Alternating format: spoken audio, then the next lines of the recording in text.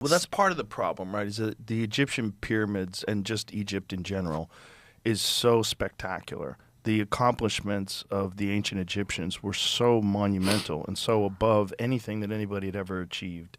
And since, what they've done thousands and thousands of years ago, still to this day, puzzles people when they try to figure out how it was built. I will tell you. You will tell me how it was built? Of course. Okay. How do you know? How do you know? How do you know? I found all the evidence of building the pyramid. We published a book, 1,000 pages.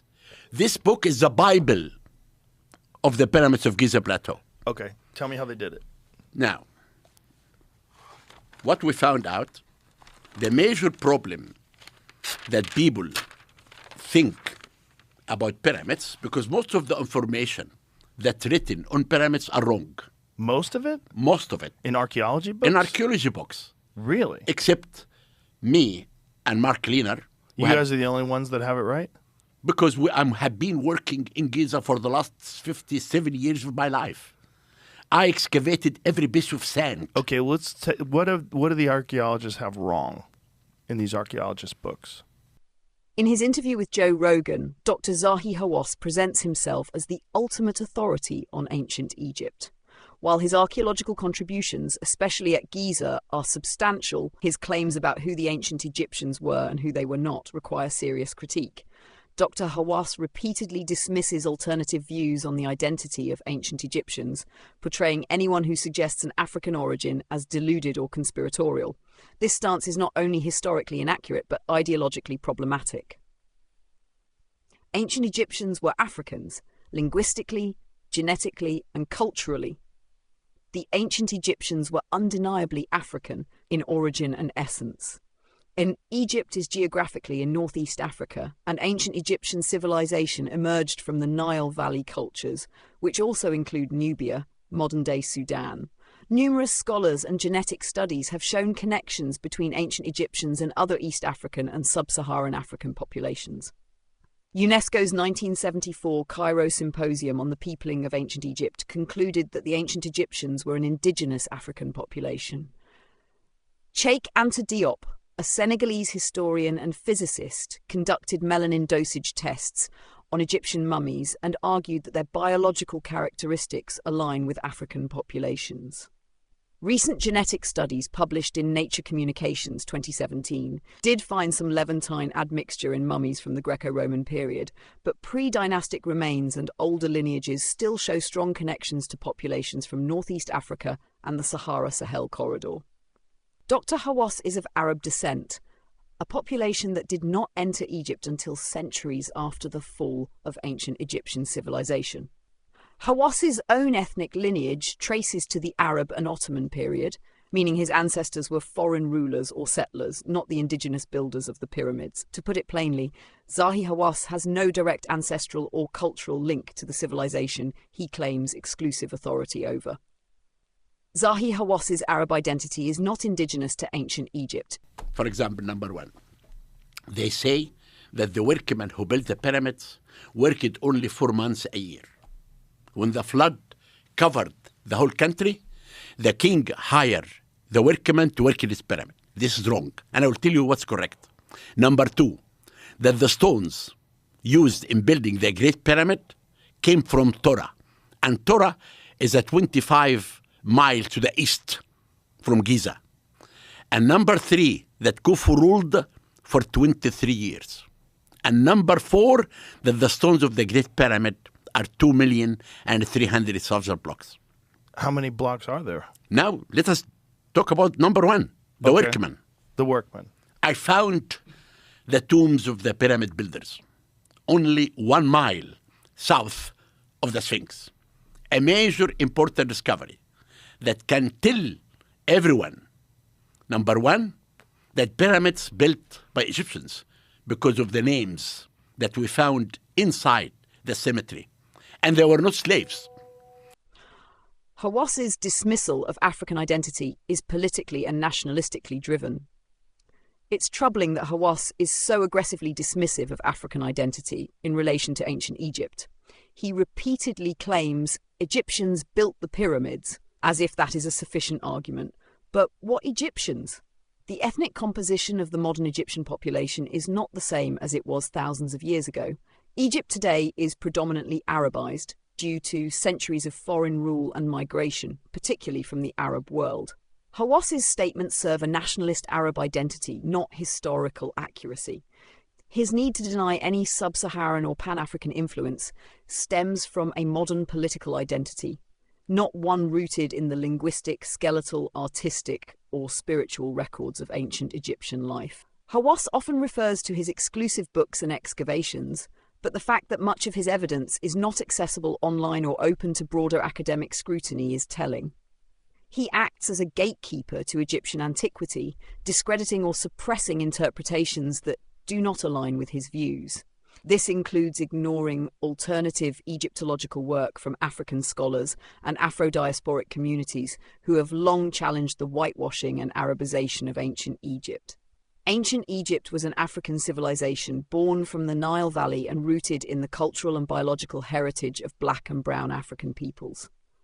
Dr. Zahi Hawass, while a notable figure in Egyptology, speaks from the position of a modern Arab nationalist, not an indigenous descendant of the pyramid builders. His historical revisionism, masking ancient African identities with Arab ones, does a disservice to the truth and to the African people who rightfully claim ancient Egypt as part of their ancestral legacy. To accept that the pyramids were built by Africans is not fringe, it is supported by archaeology, anthropology, genetics, and common sense. The myth of slavery and the pyramids. For centuries, the story of the ancient Hebrews, later known as Jews, being enslaved in Egypt and building the pyramids has dominated popular culture, religious teaching, and even Hollywood. But when we step away from myth and turn to real archaeology and historical evidence, one truth becomes undeniably clear. There is no historical evidence that Jews were ever in ancient Egypt. Despite over 2 centuries of meticulous excavation throughout ancient Egypt, there has never been a single piece of archaeological evidence to confirm the presence of the Hebrew people in the region as described in the Bible. No ancient Egyptian records, inscriptions, administrative texts, tomb walls, or temple carvings mention a group called the Hebrews or Israelites, the 10 plagues, Moses, a mass exodus, or the enslavement of a Semitic population building massive state structures. Ancient Egypt was a civilization that documented everything, from daily grain rations to royal decrees, yet nothing matches the biblical story of Hebrew slavery. Biblical stories are not historical records. The book of Exodus, which tells the story of Moses leading enslaved Hebrews out of Egypt, is often taken literally. But modern archaeology and even many Jewish scholars accept that these stories are theological allegory, not historical events. Israeli archaeologist Israel Finkelstein, co-author of the Bible Unearthed, states clearly, open quote, "The saga of Israel's exodus from Egypt is not a historical account, but a national myth. There is no evidence of Israelites ever being in Egypt in the numbers or form described in the Bible." Close quote. Additionally, the timeline doesn't add up. The pyramids were built during Egypt's Old Kingdom, c. 2600 to 2400 BCE, while the supposed exodus would have occurred more than 1,000 years later, if at all, during the New Kingdom, c. 1300 BCE. The pyramids were built by ancient Egyptian African workers, not slaves. The myth of slaves building the pyramids has been largely debunked by archaeologists, including Dr. Zahi Hawass. Excavations around the Giza plateau have revealed workers' villages with houses, bakeries and workshops, tombs of skilled labourers with inscriptions and honours, animal bones and food remains showing high-protein diets. These were well-fed, organised, respected workers, not enslaved people. They were part of a national project led by the state and religious institutions of ancient Egypt, not foreigners under forced labour. The workforce included stonemasons, artisans, engineers and labour teams, many of whom came from villages across the Nile Valley. They participated in pyramid construction out of religious devotion, duty to the king, and social organisation, not slavery. Who built the pyramids? The ancient Egyptian African people. The people who built the pyramids were indigenous to ancient Egypt from the Nile Valley, part of an unbroken cultural tradition in northeast Africa, creators of a distinct writing system, hieroglyphs, engineering methods, and spiritual worldview. These were ancient Egyptian Africans, not Arab, not Greek, not Roman, and certainly not Hebrews. It's important to note that modern Arab Egyptians, who make up most of Egypt's population today, did not arrive until the Arab conquest, over 2,000 years after the construction of the pyramids. Ancient Egypt had already ended long before that time.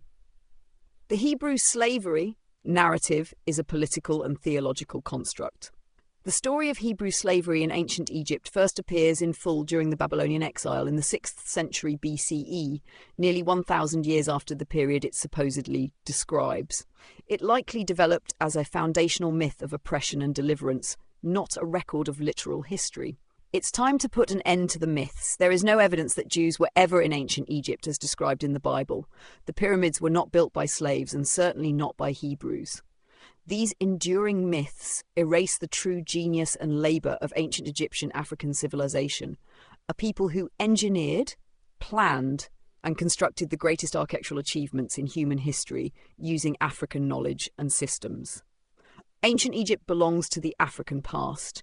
Its builders were not aliens, not slaves, and not invaders, but African people of the Nile Valley whose legacy still shapes the world today. Sources: Finkelstein, Israel, and Silberman, Neil Asher, The Bible Unearthed, Redford, Donald B., Egypt, Canaan, and Israel in Ancient Times. Then now, this discovery... Okay, so explain. So you found the pyramids, you found the workers' pyramids graves a mile away. Away, 1 mile south of the pyramids. And by their names? Then I found names of the workmen. I found the lower cemetery.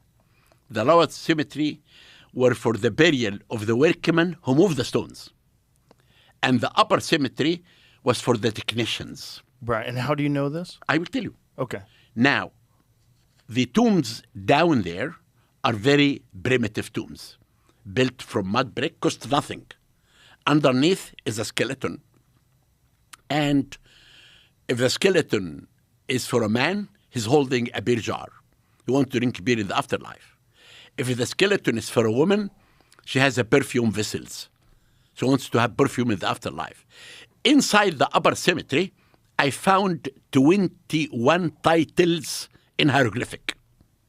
For example, the overseer in hieroglyphic of the side of the pyramid. Oh, it says that? The overseer of the side of the pyramid? Emira Ges Mer in hieroglyphic.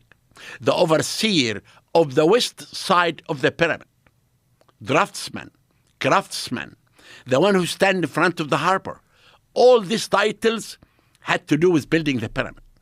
Inside the tombs, we found the tools that the Egyptians used to cut the stones. What tools?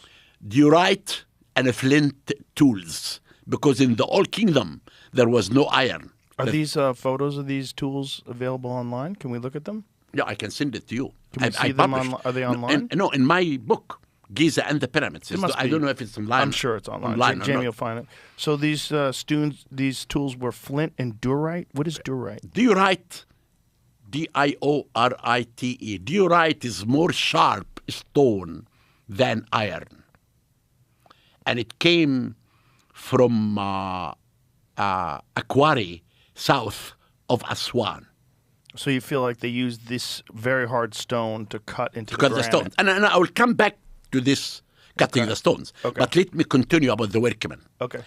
To the east of the tombs, we found an area for sorting salted fish. We found an area for the bakery, making bread. We found the workmen barracks for the workmen who moved the stones to live. We found a whole city for the technicians, for the artisans. And we discovered thousands of animal bones. Because people always say that the workmen who built the pyramid, they ate only garlic and bread and drink beer. And I thought if they do that, they will die. But now we discovered that they slaughter 11 cows and 33 goats every day. And this can feed 10,000 workmen a day. Then we believe now, and I published, that the workmen who built the pyramids were 10,000 workmen. And they worked every day. And they took 1 day off every 10 days. Joe, I want to tell you, the pyramid was a national project. The 3 million who lived in Egypt had to build the pyramid for the king to be a god.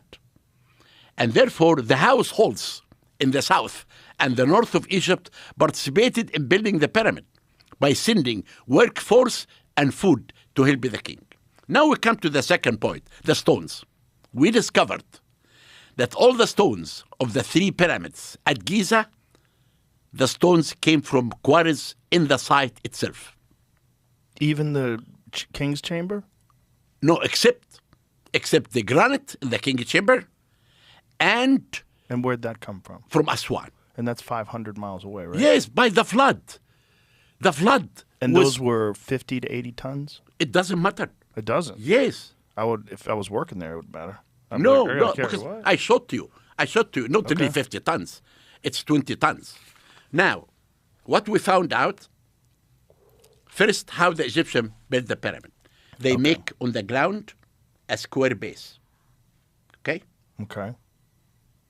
And after that, they cut in the solid rock in the 4 sides. You know, I'm going to tell you one thing. Okay. If you tell me that pyramids built by giants, okay? I will say, okay, come to the excavation. All the skeleton that you discover are 5 to 6 feet high. Nothing about giants. Who's saying they were built by giants? Some people say that. Oh, okay. The second. I've heard aliens. Okay, the second, aliens. If aliens build the pyramids, do they leave any? Do they shit sometimes? Aren't they going to shit? Maybe aliens don't shit. If they don't shit, are they Everyone going shits? to leave something on the ground?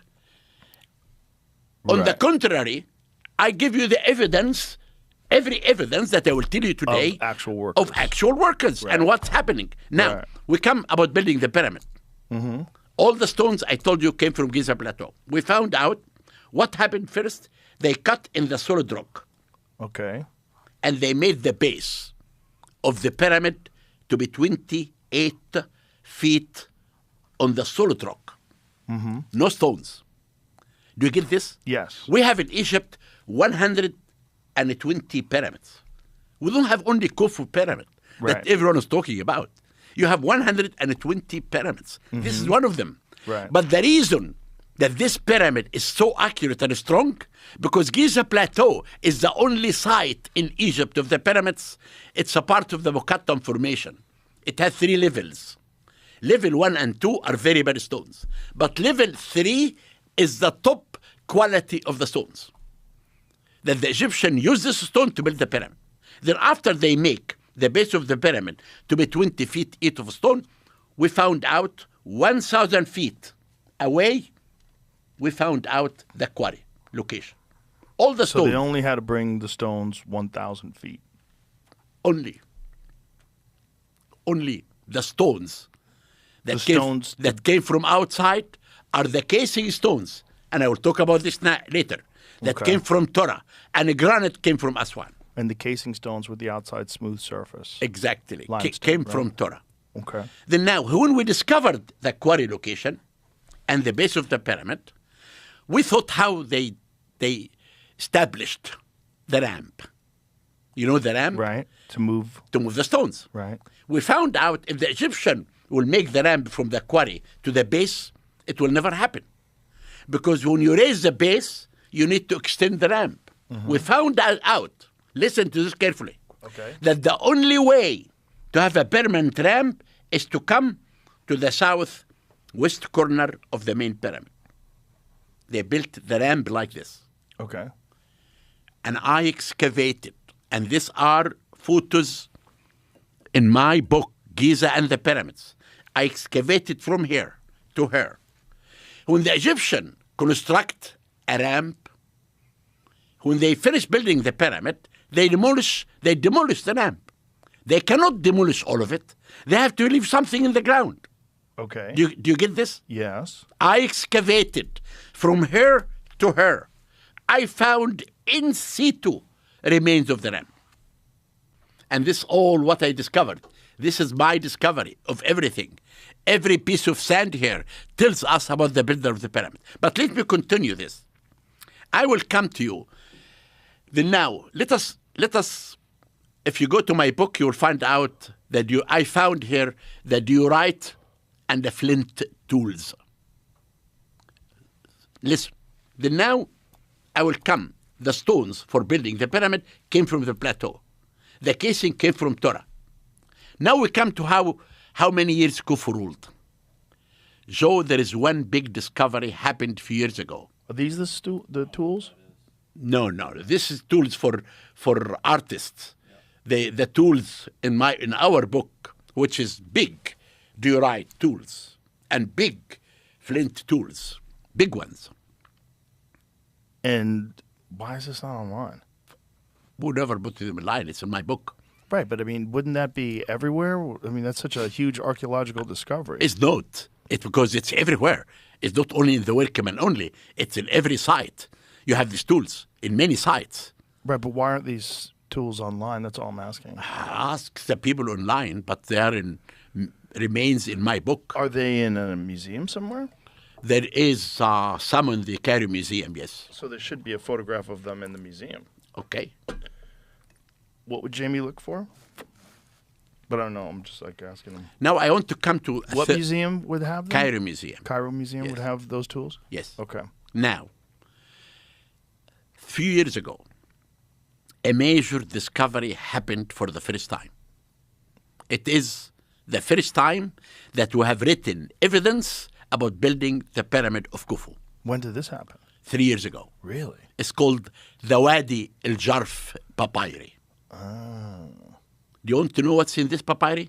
I do. This papyri was found in Sinai, in a port belongs to Khufu. And inside this port, there was caves. And inside the caves, found remains of boat and this big papyri. It's large, huge. There it is. That's it, exactly. Okay? And what does this say? Now, First of all, how old is that? 4,600 years ago. Isn't that amazing? And You listen, could find writing. In this- 4,600. So papyrus was made with animal skin, correct? no, papyrus No? was of papyrus, from the papyri. Right. What is? The papyri is just like leaves. Okay. Now, but listen to the papyri. It is a diary of an overseer of the workmen. His name is Merer, Merer. Okay? Merer is saying, I am Sahaj in hieroglyphic, means an inspector. Under me, working 40 workmen. I was hired by Khufu to work in his pyramid. This is in hieroglyphic. Mm-hmm. And he said, my immediate boss, his name is Diddy. Like P. Diddy? Diddy, yes. Now, In a recent interview with Joe Rogan, Egyptian archaeologist Zahi Hawass made bold claims about deciphering ancient Egyptian hieroglyphics. He spoke of finding 21 job titles in hieroglyphic in tombs near the pyramids, titles like Overseer of the West Side of the Pyramid and Draftsman that he says reveal how the pyramids were built. While this may sound impressive to the casual listener, the claim that Hawass or anyone else today can fluently read and understand ancient Egyptian language as it was spoken is deeply flawed and misleading. Let's break down why. 1. Hieroglyphics are not a living language. Ancient Egyptian, a language once spoken by indigenous Africans of the Nile Valley, died out long before the Arab conquest of Egypt in 641 CE. The last known phonetically readable use of the language in hieroglyphic form dates to around 400 CE during the Christian Coptic era. After that, the language faded from both speech and memory. For nearly 1,400 years, no one on earth could read hieroglyphics until Jean-François Champollion deciphered them in the 1820s using the Rosetta Stone. Even then, what we have is a partial reconstruction, an academic interpretation, not a full linguistic revival. 2. Reconstructing meaning, speaking the language. Modern Egyptologists, including Hawass, do not speak ancient Egyptian as a living language. They rely on academic tools, grammar charts, transliteration guides, and dictionaries compiled by European linguists. The meanings they assign to hieroglyphs are scholarly approximations, reconstructed through comparison with later languages like Coptic, which itself is a much later stage of Egyptian and written in the Greek alphabet. So when Hawass says something like, it says the overseer of the west side of the pyramid in hieroglyphic, he isn't reading hieroglyphics the way we read English or Arabic. He's referencing a standard academic translation, not a personal fluent understanding. His delivery of these translations is memorized or interpreted, not linguistically decoded in real time from a working knowledge of the ancient tongue. 3. Arab ancestors had no connection to the language. Zahi Hawass is of Arab descent, and his ancestors did not arrive in Egypt until centuries after the language had already been lost. The Arab Islamic conquest led to the gradual decline of Egypt's running native languages, including Coptic, which survived only in religious use. To claim a linguistic connection to ancient Egypt via Arab identity is historically impossible.